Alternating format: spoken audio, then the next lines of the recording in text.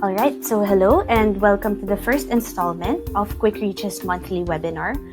Thank you very much for your time, and we hope that you learned something new today. So for this webinar, we will focus on digital transformation, and more specifically, how to drive growth and profitability through design thinking-led digital transformation. So I will be your host for the day. My name is Ina, and a bit of background about myself. So I am an anthropologist that has been doing user experience and digital transformation consulting since 2015. Now, a quick guide on our interface.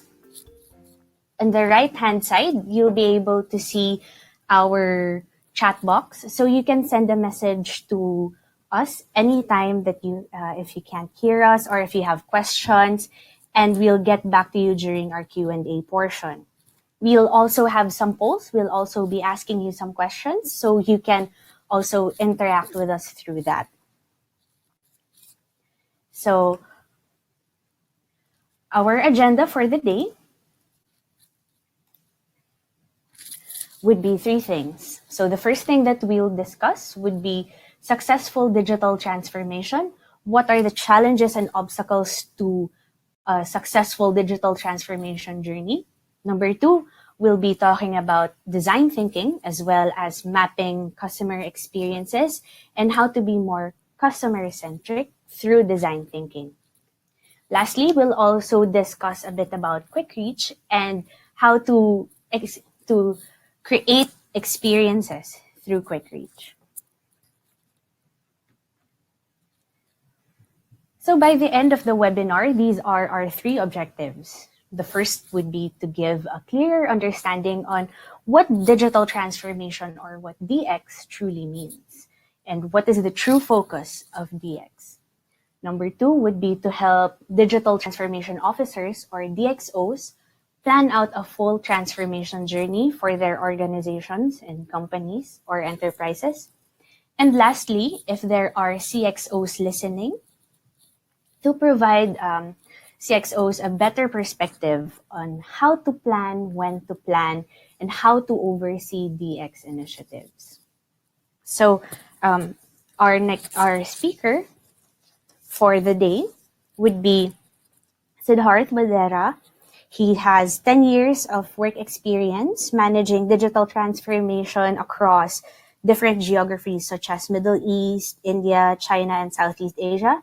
He's also led digital innovation initiatives for various industries such as telecom, healthcare, logistics, and internet. So turning it over to Siddharth. Thank you so much, Ina. Before we can really begin talking more about digital transformation, there is a quick poll I'd like you to answer. I mean, if you can just take out a few seconds and tell us whether, is there any progress? Does your organization currently have any digital transformation efforts which are presently going on? So you can either click on yes or no, and we'll instantly get to know of the results. And once we have the results, which we'll have a clearer picture as to how we might want to go ahead. So maybe another couple of seconds before we end the poll.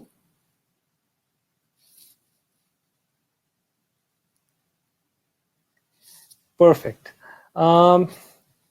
So absolutely, the results are here in front of us. We understand that almost 67% of the people who are listening to this webinar have some kind of digital transformation initiatives which are presently undergoing in their company. That is a great initiative, and that is a great perspective to begin with, because there is a lot of misconception around digital transformation. So we'd really like to explore what really is digital transformation. And when we talk about digital transformation, we often talk about, say, a mobile application, or some people say cloud or artificial intelligence, machine learning, robotic process automation. You often hear the word agile that comes into play when you talk about digital transformation, or a bunch of other technical jargons. But that's not really what digital transformation is. I mean, that's really how people confuse the term digital transformation, and they really believe that digital transformation is all about technology. In fact, digital transformation is really it's a journey, and it's a set of small iterative experiments, ongoing projects, continuously, where people are collaborating and experimenting in order to provide value, and perhaps at some level delight the customer into having experiences which are meaningful for them. It could be potentially to your paying customers. It could also be to your partners and suppliers, or even digital transformation could mean that you enhance the existing processes for the employees of the company or internal stakeholders. And this is what really we are trying to attempt with Quick Reach, and we'll come to Quick Reach later on in the third part of our of this webinar. But before we still talking about digital transformation, and we spoke about how digital transformation is confused with the fact that it's all about technology, when actually there are 5 different pillars about digital transformation, and it really is on your screens right now. It's the first and the most important pillar, you can say, is the strategy behind implementing that technology, or the strategy behind implementing any digital initiative. The second is the digital experience, which you would want to provide to the customer. Core systems, data, and cybersecurity are other important pillars. And what we will do in the next couple of minutes is quickly walk through certain all of these pillars, and we'll understand how each of them has an important part to play. So the first pillar we're going to talk about is strategy. And when we really talk about digitally transforming your company, or digitally transforming the operations within your company, we really have to step back and strategize.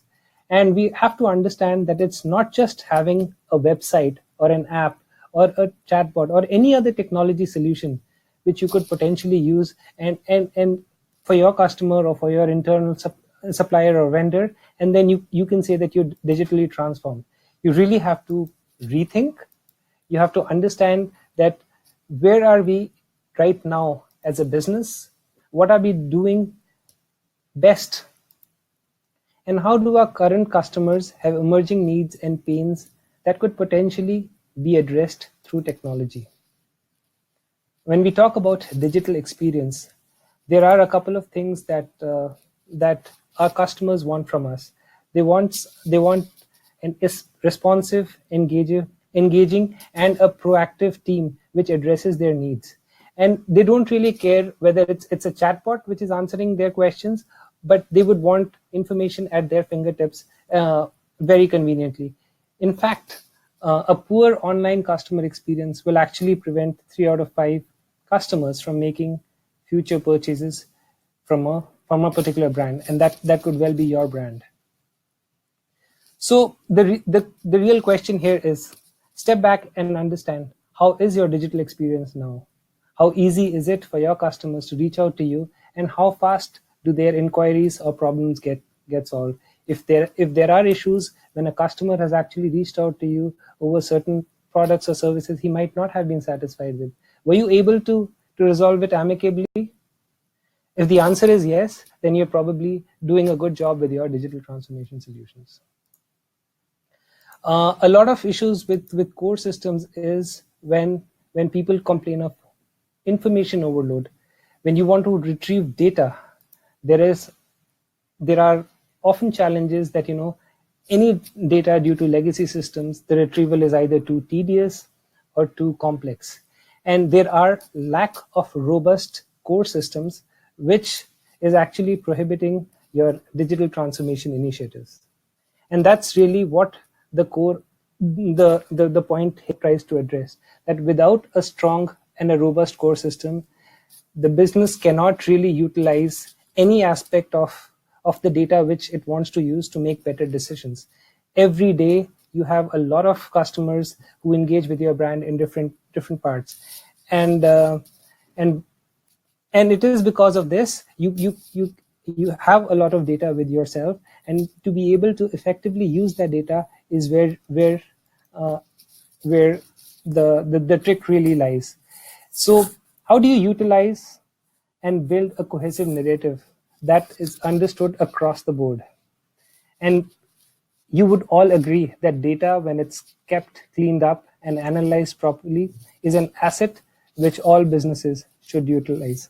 And finally, not spending too much time on the pillars, I'd like to quickly touch through cybersecurity. We've all realized in the recent past about, we've all seen and understood the importance of cybersecurity, and how, at times it erodes trust from your customers or any other stakeholders. Even governments try and look through your operations carefully if you've had a breach of data in a recent time.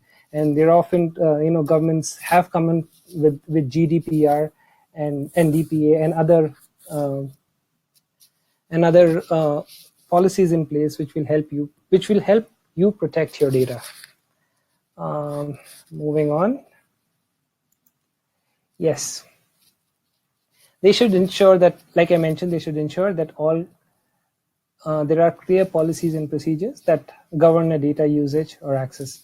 So a quick recap, we kind of started with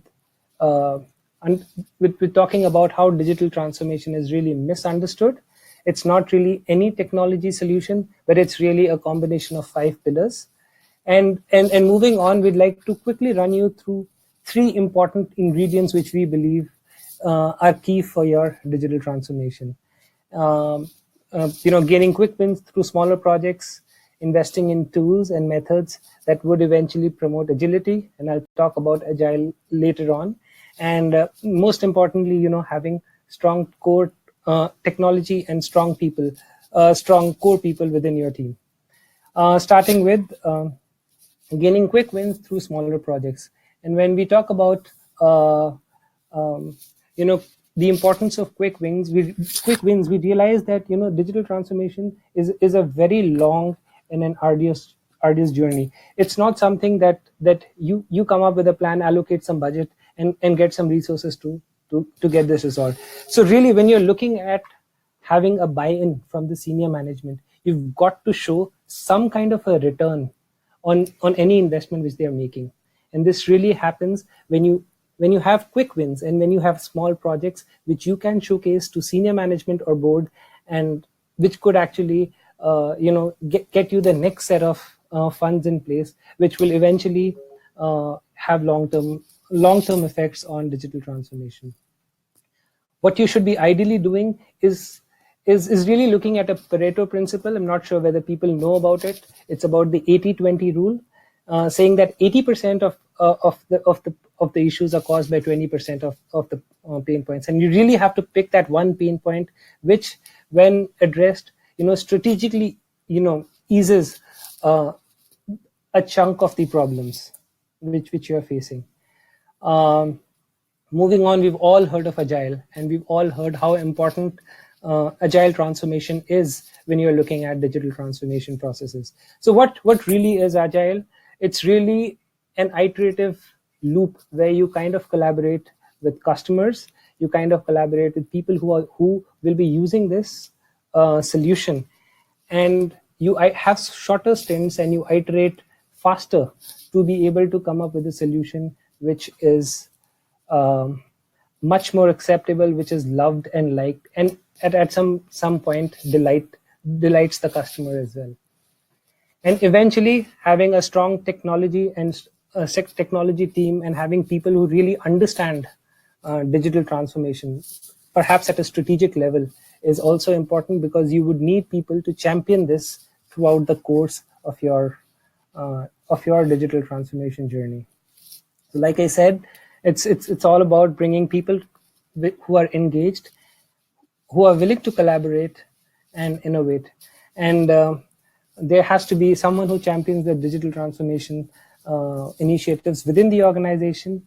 who understands not just the strategic aspects of how this is going to impact the customer, but also who's able to license effectively with the technology people, with people who are into tech, and be able to effectively communicate the transition between both tech and business. So we've quickly discussed. I wouldn't take too much of the time because I understand we're running out of time. But we've quickly touched on what digital transformation is not. It's definitely not just technology. It's actually a combination of 5 pillars. And really, when we are looking at kickstarting your digital transformation initiatives, where should we start with, and how do we get ahead with the journey? I'd like to call on Ina, my colleague, who would be actually taking you through the how aspect of digital transformation. We'll be actually talking about design thinking and the importance of design thinking in your digital transformation journey. So thank you so much, and over to Ina. Okay, thank you very much for that, Siddharth. So now that you know the 5 pillars as well as the ingredients for a successful digital transformation, let's move on to the how. So how do you go about creating a more engaging and sustainable strategy that allows for innovation? How do you delight customers in an increasingly competitive world?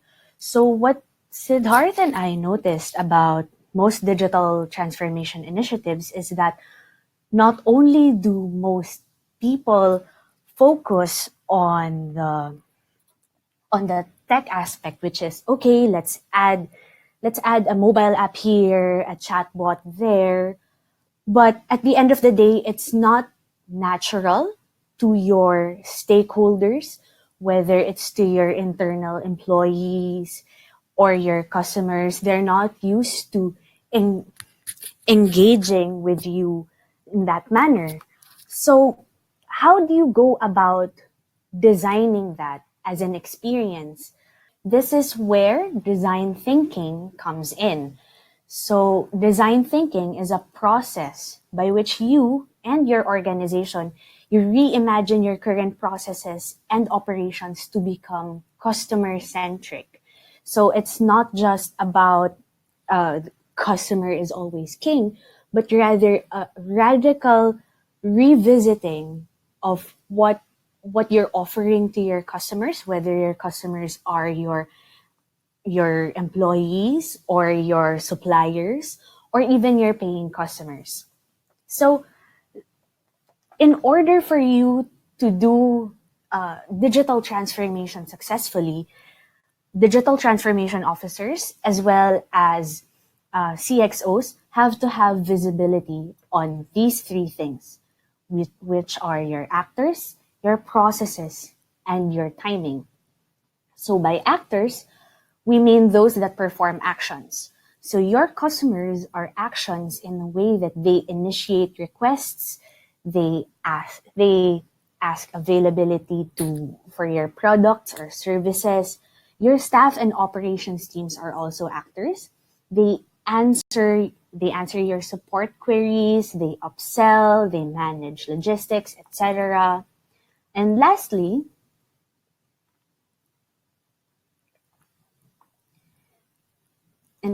would be your timing. So measuring how long these processes take, whether the overall engagement with the customer was positive or negative, it's all crucial to design thinking. And without measuring, you can't hope to start creatively rethinking your processes, and you can't start experimenting as well. So right now on your screen, you have 3 tools that design thinking specialists use in order to do exactly that, to reimagine your customer experience and to ensure that you have more delightful interactions with your customers. So let's start with the empathy map. So an empathy map serves as a collaborative tool to discover new insights about your customers.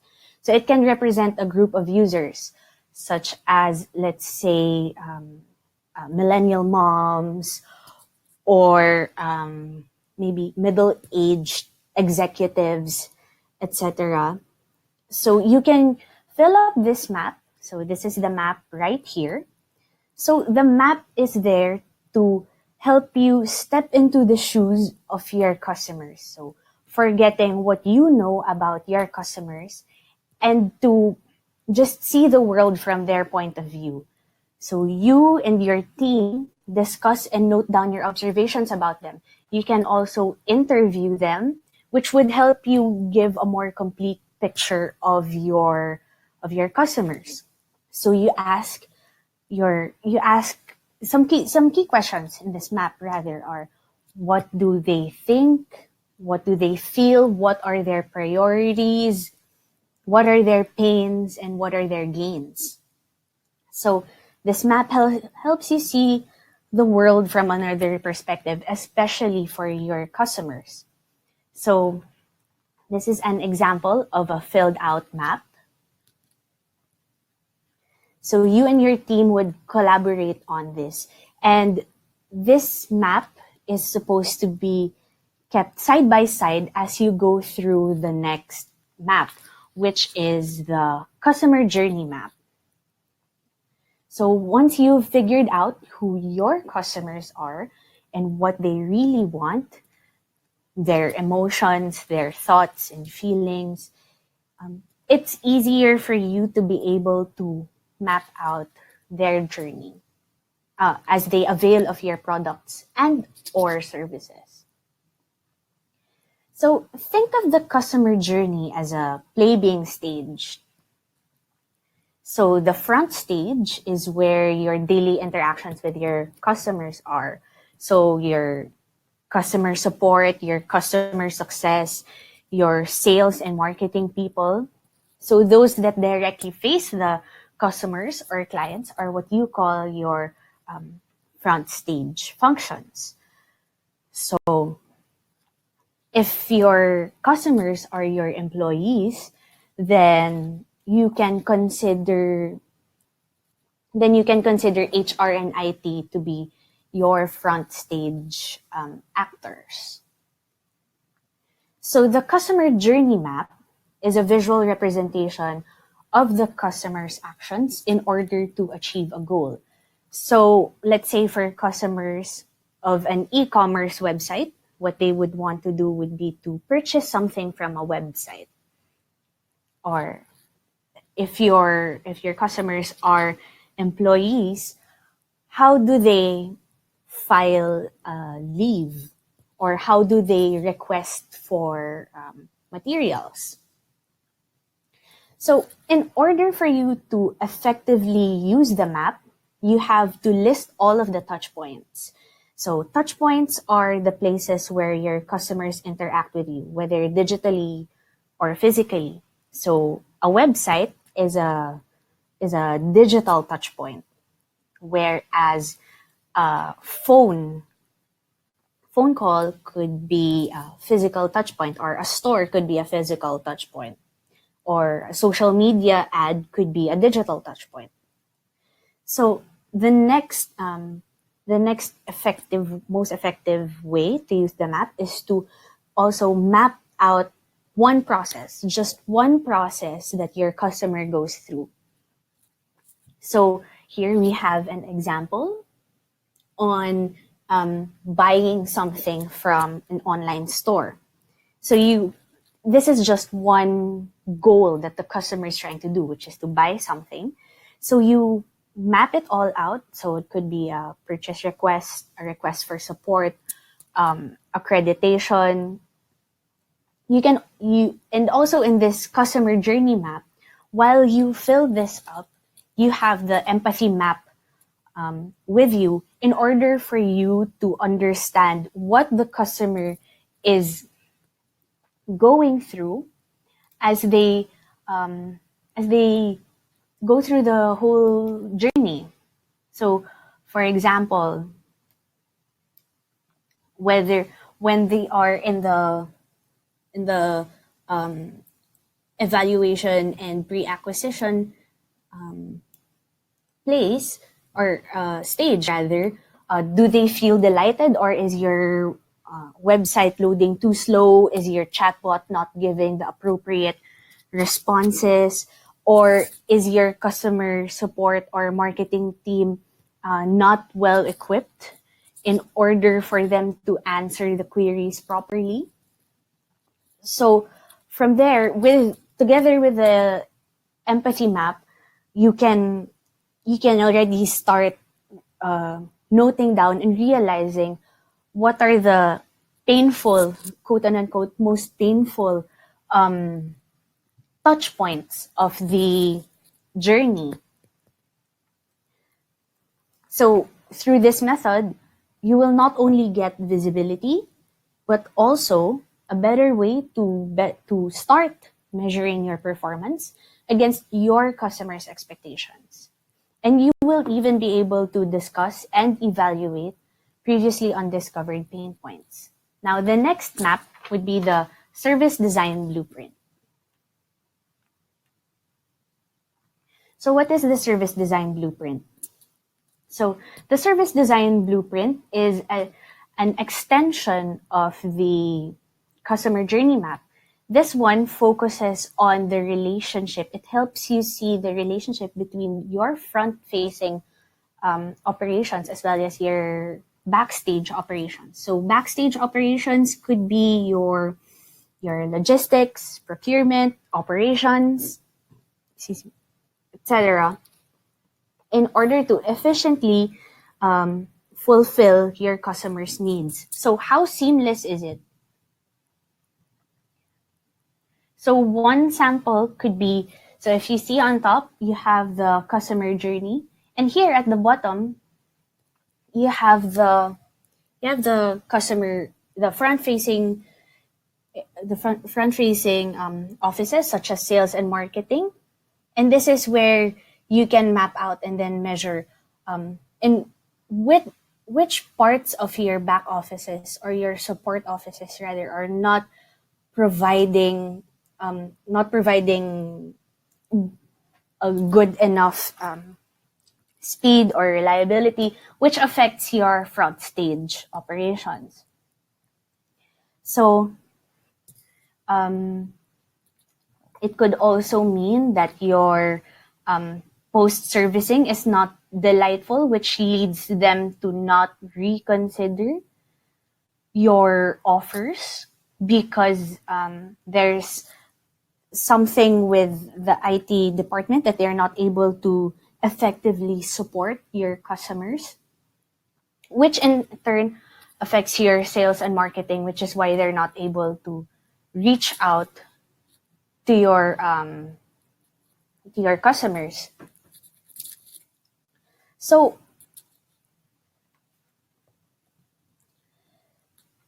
with all of these, I'd also like to ask another question to our to those in the webinar. So what is the most challenging aspect in doing digital transformation for your organization? So it's in the polls right there. So what's the most challenging aspect of digital transformation for you? Is it the lack of resources or expertise? Is the cost of acquiring new systems or let's say replacing your core systems too difficult? You don't know where to start. So hopefully these tools can help you get started on your digital transformation journey. Okay.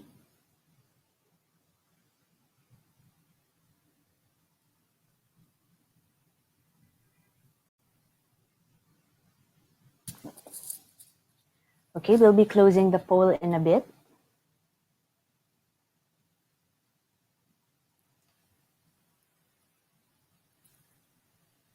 All right, thank you very much for your responses. So a majority of A majority of the poll respondents said that there is a lack of resources or expertise. And number two would be the cost of acquiring new systems. And that's very understandable.